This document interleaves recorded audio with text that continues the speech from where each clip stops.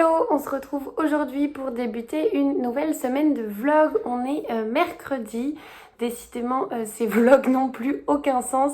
Mais promis, c'est la dernière semaine puisque donc voilà, les élections, le second tour des élections se termine dimanche 27. Et après ça, ce sera beaucoup plus calme pour moi. Enfin, un retour à la normale. Donc, je vous avoue que j'ai un petit peu hâte parce que là, c'est la dernière semaine et forcément, qui dit dernière semaine dit beaucoup de travail. Du coup, je commence ce vlog mercredi parce que je n'ai pas vu filer le début de semaine depuis dimanche. J'enchaîne et je fais que ça. Mais bon, c'est normal, c'est la période qui veut ça. Et effectivement, voilà, lundi, mardi, je n'ai pas du tout eu le temps de vous prendre, mais j'ai quand même eu le temps de lire. J'ai commencé 2 lectures que j'alterne entre format papier et format liseuse, en écho à ce que je vous disais dans le précédent vlog avec la liseuse de Claire, que Claire m'a prêté pour que je teste ce format-là, et je dois dire que j'aime beaucoup. C'est-à-dire que quand je lis en journée ou même en fin de journée, quand il fait encore jour, je privilégie le papier, mais j'avoue que le soir dans mon lit, c'est quand même super agréable d'avoir la liseuse, notamment quand on est un peu fatigué. Ça évite de tenir le livre en grosse flemmarde que je suis, et le fait également de pouvoir lire dans le noir avec le rétroéclairage, c'est quand même pas mal. Donc j'ai commencé en premier La Sœur de la Tempête, qui est donc le tome 2 des 7 sœurs de Lucinda Riley. J'avais très envie de me replonger dans cette saga. Je n'ai lu donc que le premier tome, le tome de Maya. Et j'avais très envie de me replonger dans cette saga, suite notamment au décès de Lucinda Riley très récemment, la semaine dernière ou il y a 2 semaines. Je sais plus.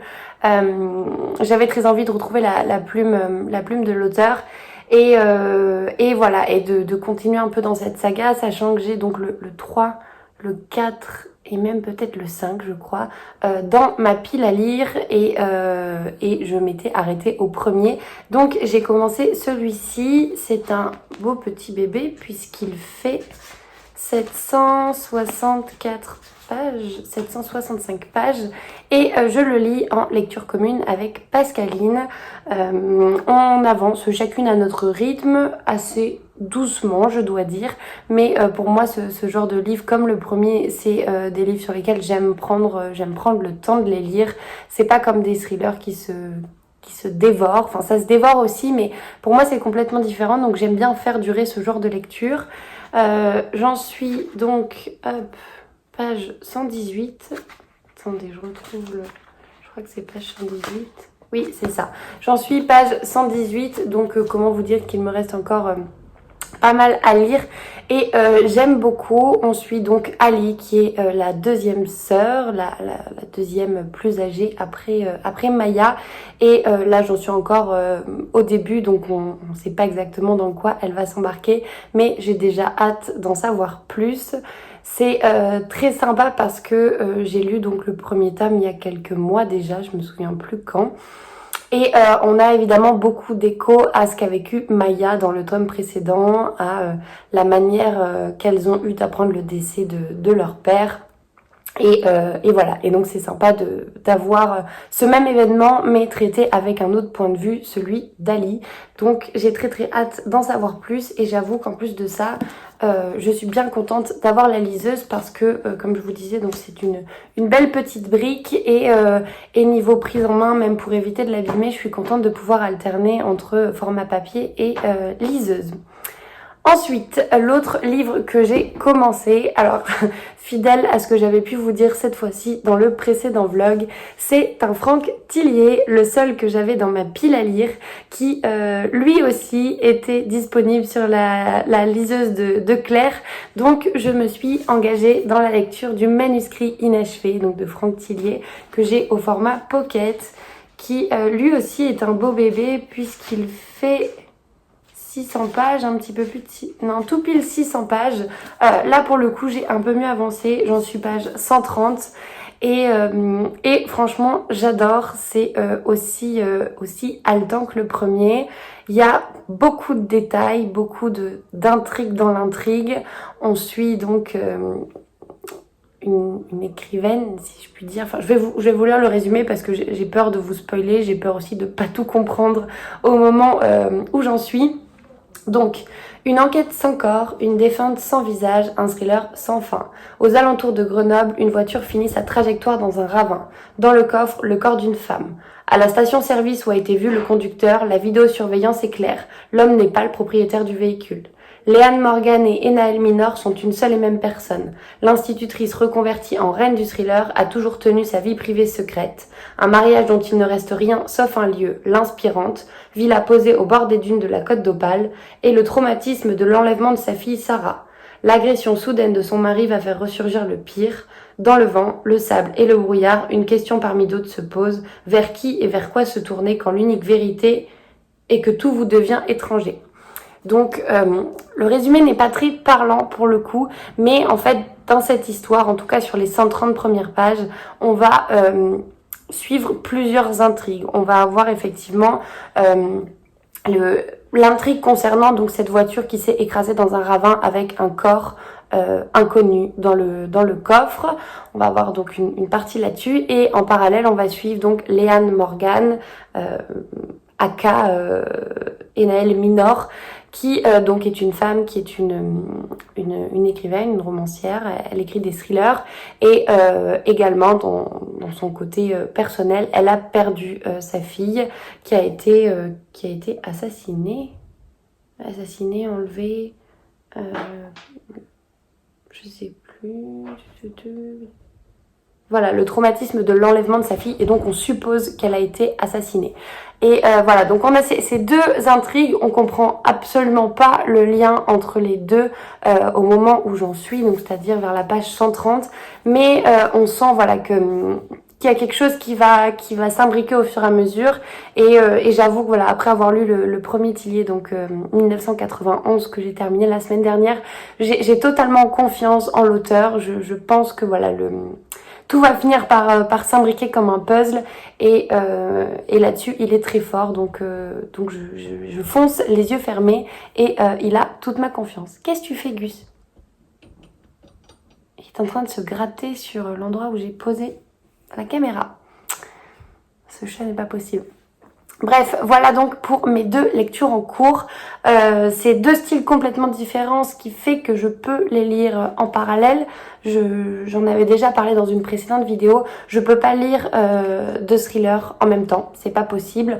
En revanche, un thriller et une histoire, une saga familiale, on va dire, un petit peu historique, je peux, puisque c'est donc deux styles complètement différents, deux intrigues fondamentalement différentes elles aussi, et je peux switcher entre les deux sans aucun problème.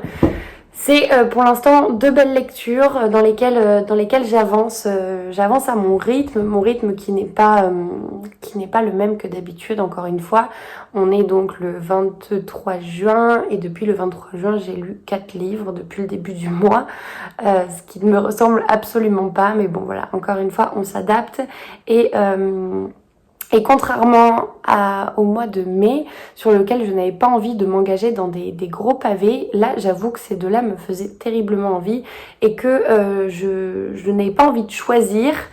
Et le fait, mine de rien, d'avoir la liseuse, je reviens dessus, je suis désolée, mais le fait d'avoir la liseuse fait qu'on n'a pas l'impression de lire une brique pareille.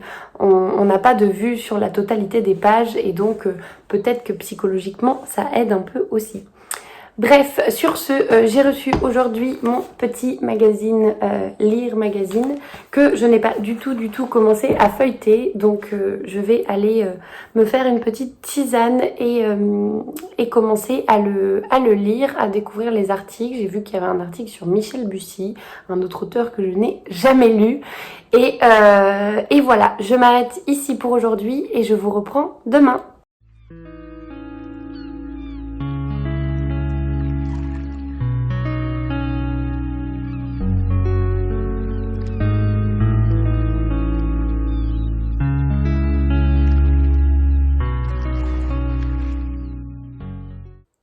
On est jeudi soir, il est 20h, je viens de rentrer et je suis passée faire un petit tour à la FNAC. J'avais deux petites choses à récupérer pour l'anniversaire de ma meilleure amie qui aura lieu samedi, mais on le fête vendredi soir. Ça fait 2 semaines que j'avais commandé les petits cadeaux en question et que je devais aller les récupérer, donc voilà, toujours à la dernière minute, mais je ne suis pas en retard. Je peux vous en parler parce que quand ce vlog sortira dimanche, son anniversaire sera passé et elle aura reçu ses cadeaux. Il s'agit donc en partie de livres. Je lui ai pris avec autre chose, mais je lui ai pris 2 livres. On a une tradition toutes les deux, puisque elle lit très peu, on va dire. Mais elle s'est lancée dans la saga Outlander. Elle adore que ce soit donc les livres, la série. Elle est très fan de tout cet univers-là. Et depuis quelques années, je lui offre soit à son anniversaire, soit à Noël, un tome d'Outlander par an. Et finalement, elle lit un tome d'Outlander par an. Donc, globalement, on est plutôt toujours synchro niveau timing. Et là, j'en suis donc au tome 6. Je lui ai pris donc, c'est un pavé, c'est une brique. Je lui ai pris le tome 6 donc de Outlander qui s'appelle La neige et la cendre. Il fait, mon Dieu, il fait 1525 pages. Et je sais pas si vous voyez, l'écriture est minuscule. Je vais essayer de vous montrer en comparaison avec un autre livre pour que vous voyez la différence.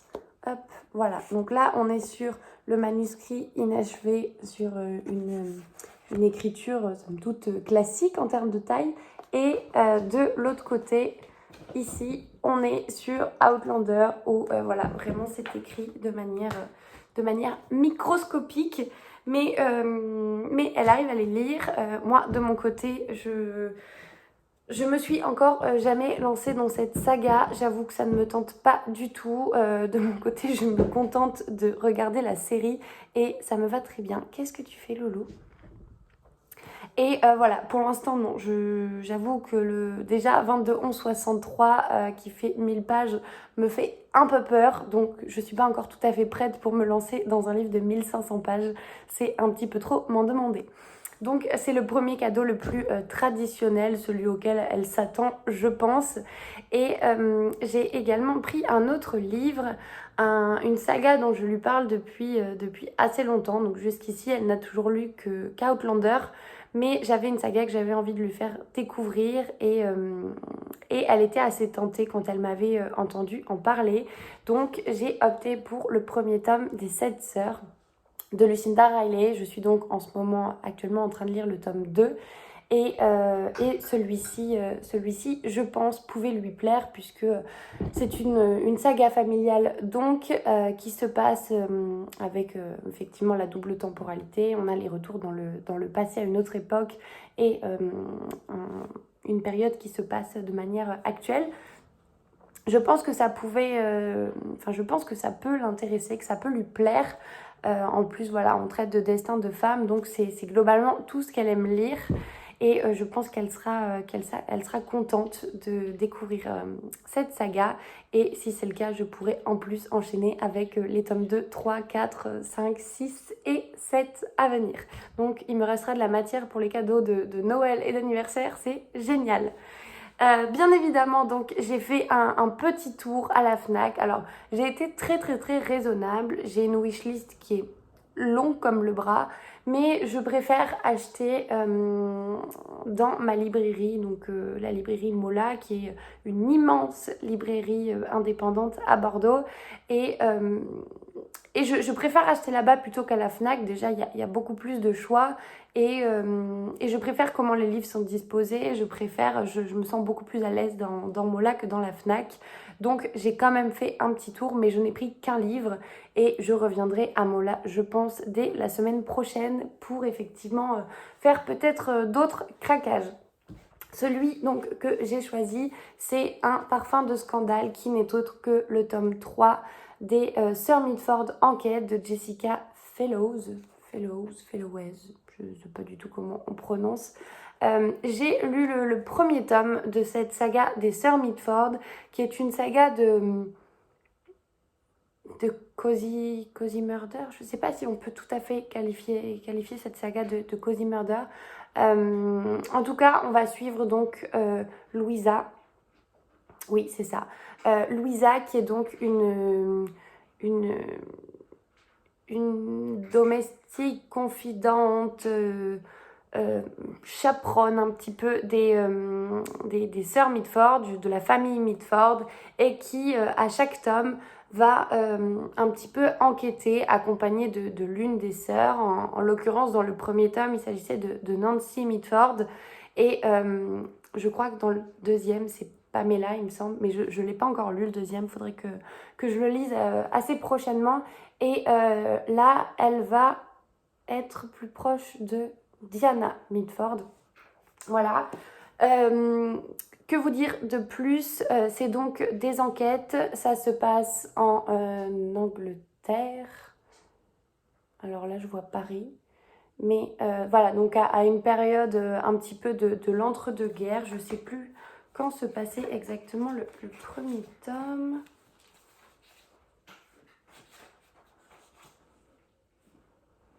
Bon, je ne saurais pas vous dire exactement. En tout cas, le premier tome s'appelle donc L'assassin du train. Le second, donc le premier tome a une couverture bleue. Le second a une couverture rose violette un petit peu. Il s'appelle donc Le Gang de la Tamise. Et là, le troisième a une couverture verte et il s'appelle Un parfum de scandale. Le quatrième est sorti aux éditions du Masque. Mais comme vous avez pu le voir, moi, je les achète en poche. Donc, j'avoue que j'attendais avec impatience la sortie de celui-ci. Il était dans ma wishlist et je me procurerai le 4 quand il sortira en poche. Mais je pense que j'ai un petit peu de temps à attendre encore. C'est donc une saga que j'avais beaucoup aimée sur le premier tome, qu'il faut que je poursuive. Et du coup, rien de plus motivant que d'avoir le tome 3 pour déjà lire le tome 2. Surtout que cette atmosphère est très agréable. C'est assez similaire entre guillemets à La Villa aux Étoffes, pour les personnes qui ont lu La Villa aux Étoffes, même si le schéma narratif n'est pas du tout le même, puisqu'en plus de ça on est sur des enquêtes, mais on est un peu dans cette atmosphère, voilà, de grandes demeures bourgeoises avec des domestiques, des enfants de bonne famille, des demoiselles bien éduquées avec les bonnes manières. On est sur des très belles toilettes, des très belles robes, une très belle demeure, ce côté très bal des débutantes, si je puis dire, où les jeunes filles font leur entrée dans le monde, dans la bourgeoisie. Et j'aime beaucoup cette atmosphère. Je pense pas que ce soit une lecture, notamment le tome 2, que je ferai cet été. C'est plutôt le genre de lecture que je vais me garder pour à partir du mois d'octobre, je pense. Non, descends Loulou, tu vas tout faire tomber. Plutôt pour le mois d'octobre, parce que c'est le genre de lecture, en tout cas, que moi j'ai envie de lire sous un plaid bien emmitouflé pour vraiment ressentir cette atmosphère. C'est exactement comme Les Filles de la Villa aux Étoffes, en fait, que j'avais commencé puis laissé un petit peu de côté en mai parce que c'était pas pour moi la bonne période pour le lire. Je pense que c'est des atmosphères dans lesquelles je me retrouve davantage quand il fait un peu plus frais, quand il pleut par exemple, enfin un vrai temps automnal.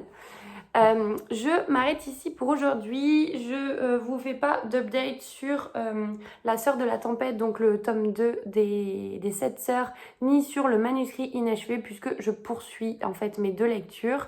J'en suis sur le manuscrit inachevé. Alors je peux même pas vous dire, parce que du coup c'est sur la liseuse. J'en suis page 200. Je crois, du manuscrit inachevé, si je vous dis pas de bêtises. Et j'ai un petit peu avancé aussi dans le tome 2 des 7 sœurs.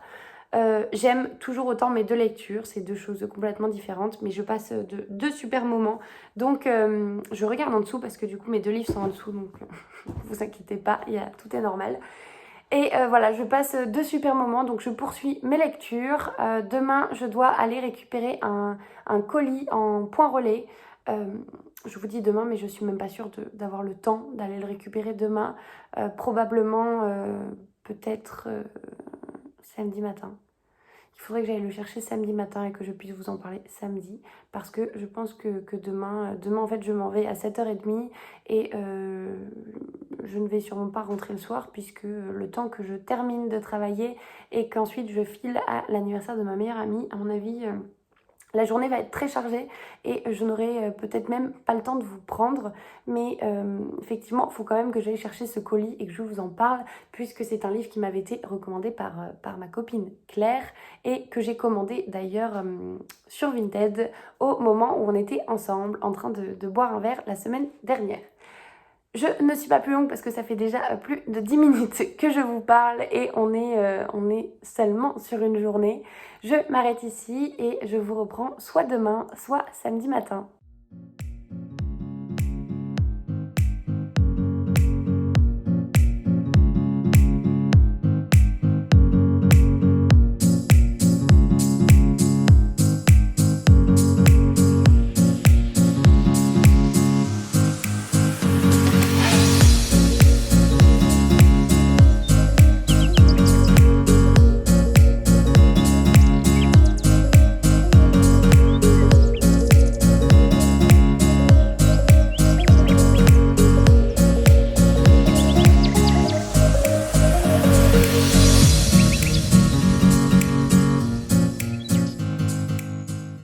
Hello, on est dimanche, je vous prends très rapidement comme dimanche dernier, entre midi et 2, je suis de passage chez moi et donc je n'ai pas pu vous prendre hier, vendredi soir, donc nous avons fait l'anniversaire de ma meilleure amie et hier j'ai fait pas mal d'autres petites choses.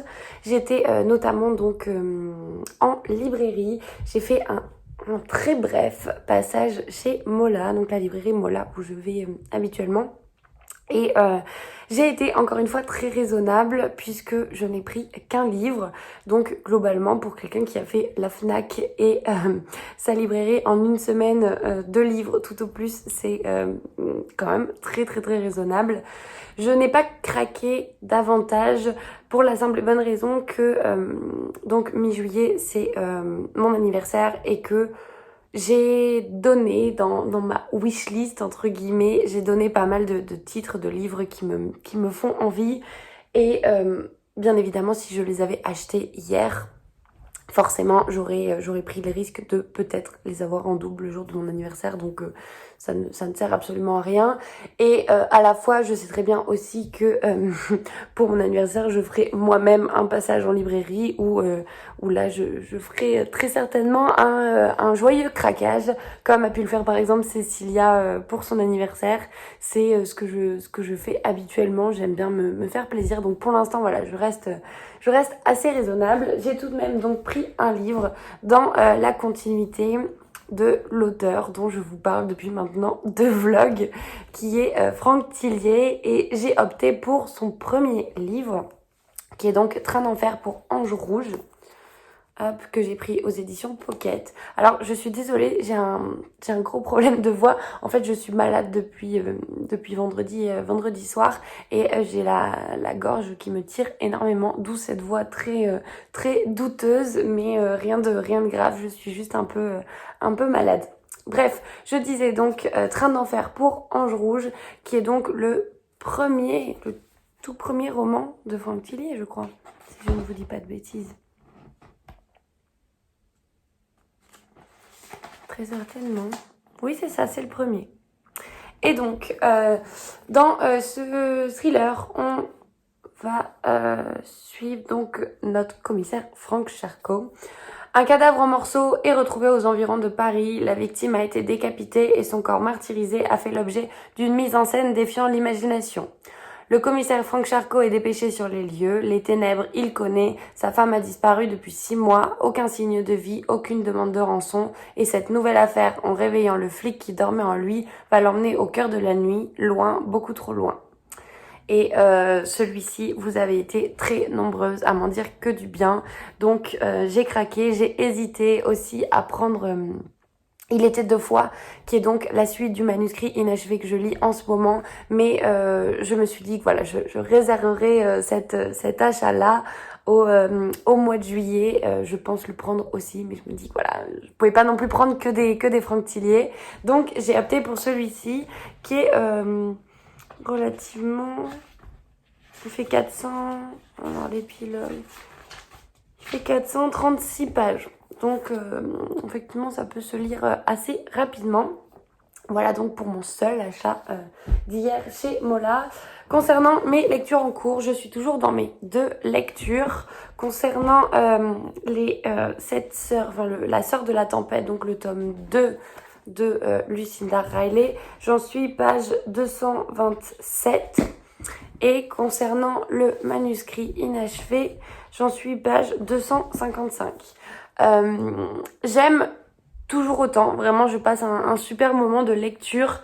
En revanche, enfin non, c'est pas un mais, c'est pas un en revanche, mais il y a beaucoup de détails, il y a beaucoup de personnages, il y a beaucoup d'histoires dans l'histoire et c'est compliqué, enfin non c'est pas compliqué mais ça demande quand même une certaine concentration que de resituer à chaque fois puisque en fait on n'a pas, contrairement à certains thrillers, les chapitres ne sont pas nommés, on va pas avoir un chapitre Léane, un chapitre Vic par exemple, on va en fait naturellement alterner entre donc les chapitres et les personnages, mais ce n'est pas écrit quand vous commencez le chapitre. Donc c'est à vous aussi de vous resituer, et effectivement ça demande une certaine concentration.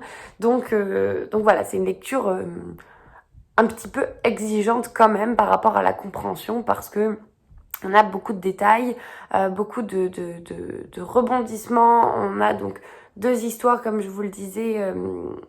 On va suivre cette écrivaine Léane qui donc sa fille a été enlevée 4 ans auparavant. Je sais plus exactement combien de temps, mais sa fille qui a été enlevée quelques années auparavant. Et on va également avoir en parallèle une histoire de cadavre qui a été retrouvé dans le coffre d'une voiture, et une voiture qui visiblement avait été volée à quelqu'un d'autre. Enfin bref, on suit vraiment ces 2 histoires. Et à certains moments, quand on pense que les 2 histoires vont se raccrocher, finalement, pas du tout. Donc j'avoue que pour l'instant, je suis un peu perdue, mais je passe quand même un super moment de lecture parce que ce livre me retourne le cerveau concrètement. J'ai l'impression d'avoir le cerveau qui fume à chaque fois que je lis 5 pages parce que je me fais 1000 scénarios, je suis pas sûre d'avoir bien compris. Puis il s'avère que finalement j'ai bien compris, mais qu'il reste encore plein de choses en suspens. Enfin bref, c'est très machiavélique pour notre cerveau et c'est vraiment une bonne lecture. Donc encore une fois, pour l'instant, c'est un 2e Tillier et pour l'instant un sans faute. Concernant le tome 2 des 7 sœurs, je passe là aussi un très très bon moment. Je suis contente de retrouver donc la plume de Lucinda Riley. Le personnage d'Ali, j'aime assez aussi. C'est pas le personnage dans lequel... alors, Maya, déjà, bon, j'avais passé un très bon moment de lecture, mais c'était pas nécessairement celle à qui je m'identifiais le plus. Là, je trouve Ali très sympathique aussi, mais effectivement, c'est... Pour l'instant, voilà, c'est très bizarre, j'arrive pas à trouver mes mots. Je passe un très bon moment de lecture, ce n'est absolument pas le problème, mais Aline n'est pas la sœur qui m'est la plus sympathique pour l'instant. Voilà, donc j'ai hâte de découvrir un petit peu les autres aussi. J'ai hâte également que l'histoire décolle un petit peu, puisque comme je vous le disais, j'en suis donc... j'ai dépassé la page 200, il fait 700 et quelques pages. Et en fait, on sait toujours pas exactement... elle est toujours pas partie à la recherche de ses origines, quoi, concrètement. Alors, il s'est passé plein de choses, mais elle est toujours pas partie à la recherche de ses origines. Et sans spoil aucun, en fait, je suis un peu dubitative parce que je sais que ce tome, il va parler de... Je sais pas si c'est écrit. Oui, voilà, c'est ça. Ce tome, il va parler de musiciens, de musique. Elle va partir sur les traces de virtuoses. Et j'avoue que c'est pas quelque chose qui me parle personnellement. Après, je suis très ouverte, mais c'est pas quelque chose qui me parle. Donc, j'espère que ça compensera avec le fait qu'apparemment l'histoire va se dérouler en Norvège, dans un fjord de Norvège. Et j'avoue que ça me tente beaucoup. Mais sur l'aspect musique, c'est pas... j'avais... En tout cas, après, j'ai pas assez avancé, c'est pour ça que j'ai pas trop envie de me prononcer. Mais par rapport au premier, c'est vrai que la thématique du premier avec Maya me tentait beaucoup et j'avais adoré cette thématique, notamment avec la construction du Corcovado en toile de fond. J'avais beaucoup aimé ces références-là et ce thème-là. Là, j'avoue que sur la musique, ça me parle un petit peu moins. Donc voilà, à suivre. Je passe quand même un très bon moment de lecture, mais c'est vrai que je le dévore moins vite que le premier tome et que à choisir quand j'ai un moment pour lire, à choisir, je préfère opter pour le manuscrit inachevé. Bon, ceci dit, c'est deux styles complètement différents, mais voilà. Je m'arrête ici pour cette semaine. Je n'ai pas fini mes 2 livres, mais mine de rien, bon, j'ai quand même entamé sur la même semaine un livre de 757 pages et un livre de 600 pages. Donc, et sur une grosse semaine de travail. Donc, il y avait quand même assez peu de chances que j'arrive à bout de ces 2 lectures. Mais ça va venir. On est donc dimanche. Je vais me poser un petit peu pour lire avant peut-être de partir en fin de journée pour travailler. Mais la bonne nouvelle dans cette histoire, c'est que dès ce soir, dès demain, c'est terminé. Donc je vais pouvoir reprendre un rythme de travail parfaitement normal, un rythme de lecture parfaitement normal, un rythme de vlog lui aussi normal, puisque je pourrai à nouveau vous prendre tous les jours. Il sera plus question de je n'ai pas vu filer la semaine et je ne vous ai pas pris. Donc je suis hyper contente. J'espère que les beaux jours vont revenir aussi, parce que voilà, on est le 27 juin et que il fait un temps affreux. Il pleut depuis le début de la matinée. Il fait pas froid, mais il pleut et c'est pas très motivant. Donc j'espère que avec cette période de travail, le soleil va revenir pour une période un petit peu plus calme. J'espère donc que de votre côté, vous avez passé un agréable moment en ma compagnie. Et encore une fois, merci d'être au rendez-vous tous les dimanches. Merci d'attendre ce moment avec impatience. C'est toujours un plaisir de partager avec vous mes ressentis sur mes lectures, sur mes achats, sur mes réceptions. Et voilà, j'espère que vous avez noté de certains titres qui vous tentent, même si j'en ai pas parlé même si j'ai pas parlé de beaucoup de livres. Mais voilà, je vous dis encore une fois donc merci et puis à la prochaine.